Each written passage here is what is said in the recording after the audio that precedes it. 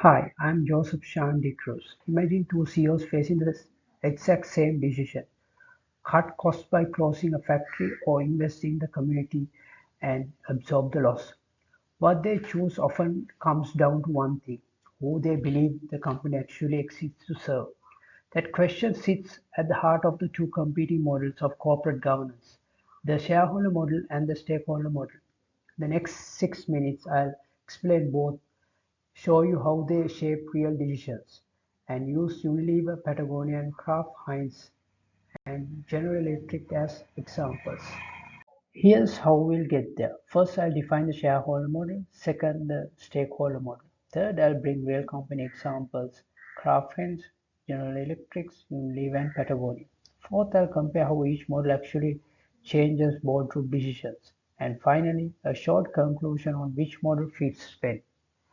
The shareholder model, sometimes called the shareholder primacy, was first popularized by economist Milton Friedman, who argued in 1970 that the only social responsibility of a business is to increase its profits. Under this view, shareholders are the owners of the firm, managers are their agents, and the board's primary duty is to maximize shareholder wealth, usually measured through share price, dividends, and earnings per share. Decisions are filtered through one question: does this increase shareholder value? Common tools: share buybacks, cost-cutting, divestment of non-core activities, and executive pay linked to share price. Strengths: clear, measurable accountability, and efficient capital allocation. Criticism: can encourage short-termism and neglect employees, communities, or the environment. A clear example is Kraft Heinz under 3G Capital after the 2015 merger. Management pursued aggressive zero-based budgeting, cutting costs across marketing, research and development, and staffing to lift margins and shareholder returns quickly. It boosted short-term profitability, but the underinvestment in brands and innovation later contributed to a multi-billion-dollar write-down in 2019, a textbook illustration of shareholder-first decisions optimized for near-term financial metrics.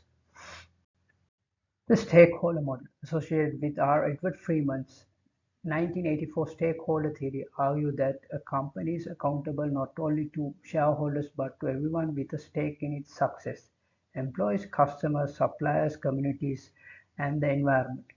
The board's job is to balance these interests because long-term firm value depends on a healthy relationship across the whole network, not just share price. Decisions weigh multiple outcomes: financial returns alongside social and environmental impact. Common tools: living wages, sustainability targets, long-term reinvestment, and stakeholder reporting. Strengths: builds resilience, trust, and long-term competitive advantage. Criticism: can dilute accountability and make trade-offs harder to measure. Unilever under former CEO Paul Polman is a strong example. Through the Sustainability Living Plan, Unilever tied brand growth to social and environmental goals, even withdrawing quarterly profit guidance to stop investors pursuing it into a short-term thinking. Patagonia goes further. In 2022, Yuan Sonard transferred ownership so that all profits not reinvested in the business go to fighting climate change. An explicit statement that purpose, not shareholder return, drives the company's decisions. These models don't just sound different in theory, they produce different decisions in practice. Consider three common boardroom dilemmas. Restructuring. Shareholder model firms like General Electric under Jack Welch were famous for the rank-yank system and rapid divestment of underperforming units to protect margins. Stakeholder models firms are more likely to retain or redeploy staff before cutting jobs. Investment horizon. Shareholder firms favor buybacks and dividends that reward investors now. Stakeholder firms like Unilever reinvest in research and development, supply chain resilience, and employee development even if it suppresses short-term earnings. Crisis response.